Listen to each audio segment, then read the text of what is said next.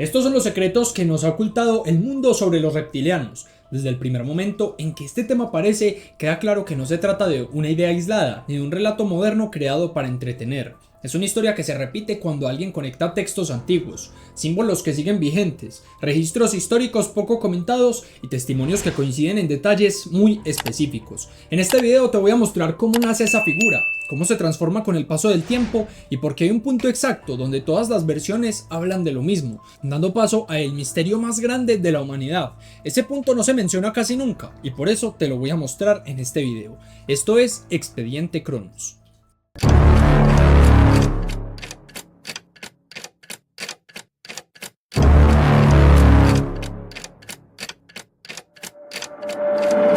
Las primeras referencias claras aparecen en las civilizaciones más antiguas, en Sumeria y Mesopotamia. Se hablaba de seres vinculados al poder y al origen del orden social. No se los describía como criaturas salvajes, sino como figuras con autoridad, con acceso al conocimiento y con capacidad de intervenir en la organización humana. En muchos textos se los asocia con la enseñanza de leyes, estructuras sociales y jerarquías, siempre desde una posición superior.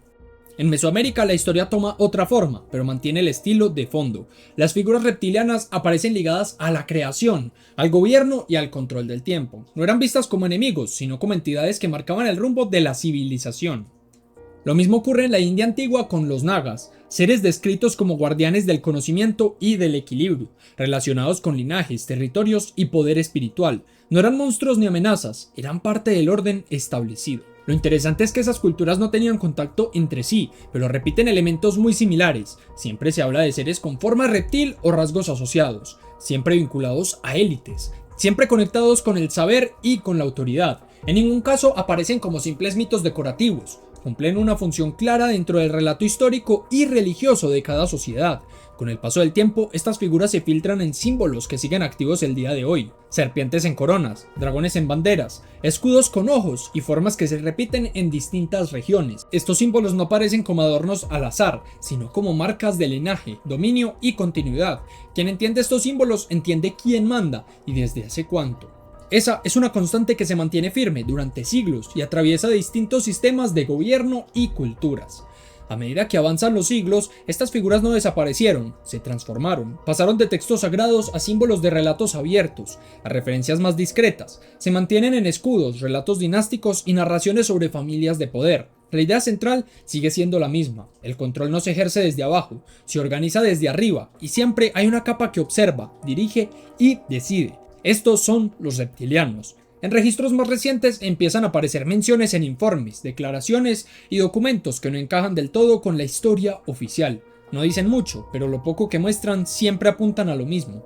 Una influencia todo el tiempo, una presencia silenciosa y una continuidad de poder a lo largo del tiempo. Este tipo de referencias suelen perderse porque se presentan aisladas y sin contexto, lo que hace que pasen desapercibidas.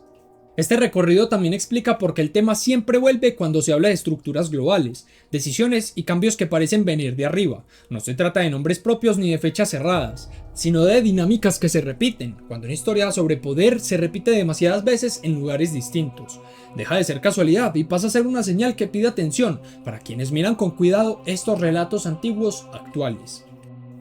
Este punto es la clave porque conecta el pasado con el presente. Las historias antiguas hablan de autoridad y conocimiento, las versiones modernas hablan de política, economía y control social. El lenguaje cambia, pero la base se mantiene. Todo sigue girando alrededor de quién tiene la información, quién decide cómo se usa y quién queda fuera de esa decisión.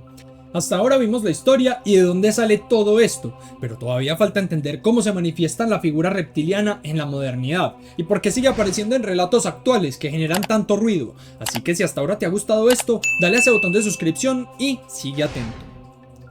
El salto a la modernidad ocurre cuando el tema deja de vivir solo en textos antiguos y empieza a aparecer en relatos actuales.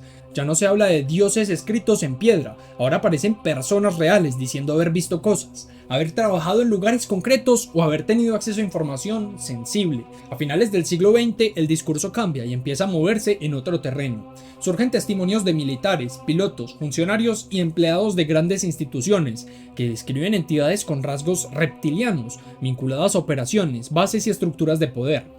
Ya no se presentan como seres sagrados, sino como presencias activas que operan dentro del mundo moderno. En este punto el lenguaje también se ajusta. Lo que antes eran dioses ahora se describe como entidades, y esas entidades pasan a verse como élites. La idea central se mantiene, solo cambia la forma de nombrarlo. Aparece con fuerza el concepto de cambio de forma, explicado como la capacidad de pasar desapercibidos en entornos humanos. Junto a eso surge la noción de linajes, no individuos aislados, sino familias completas con poder acumulado durante generaciones. El foco se mueve hacia estructuras políticas, económicas y religiosas que parecen intocables y que siempre terminan en los mismos apellidos y círculos cerrados. Desde ahí nacen varias líneas que se cruzan entre sí. Una de las más repetidas habla de los reptilianos como una especie antigua, anterior a la humanidad actual. Esta idea conecta con relatos de cataclismos globales, reinicios de la civilización y conocimientos que sobreviven a cada colapso. Se plantea que tras otra gran destrucción, ciertos grupos mantienen el control porque conservan la información clave. Eso explicaría por qué algunas élites siempre parecen llegar preparadas a cada cambio grande de la historia. Luego aparece una capa menos visible, la relación con la conciencia. En este punto, el tema deja de ser solo físico, se habla de influencia mental, de manipulación de creencias y de control a través de ideas. No hace falta mostrarte cuándo se puede guiar decisiones desde lo lejos. Aquí el reptiliano deja de ser una figura concreta y pasa a ser un concepto ligado a cómo se dirige una sociedad entera sin necesidad de presencia directa. Todo eso se refuerza con símbolos que siguen activos el día de hoy: ojos que todo lo ven, serpientes entrelazadas, dragones en escudos y banderas. Estos símbolos aparecen en religiones, empresas, gobiernos y órdenes antiguas. No están ahí por estética, representan vigilancia, poder continuo y dominio desde las alturas. La pregunta que queda flotando es: ¿por qué esos mismos símbolos se repiten una y otra vez en los lugares clave? Cuando se ponen todas estas líneas juntas, aparece un patrón común. Siempre se habla de control desde arriba, nunca directamente. Siempre es una estructura. No se necesita dar órdenes visibles cuando el sistema ya está armado para funcionar solo. La educación, la economía y la religión se convierten en herramientas más efectivas que cualquier imposición abierta. Todas las teorías, por distintas que parezcan, terminan señalando ese mismo punto. Hasta acá ya se vio bastante, pero lo más delicado todavía no se ha visto. Lo siguiente cambia por completo la forma de mirar todo esto.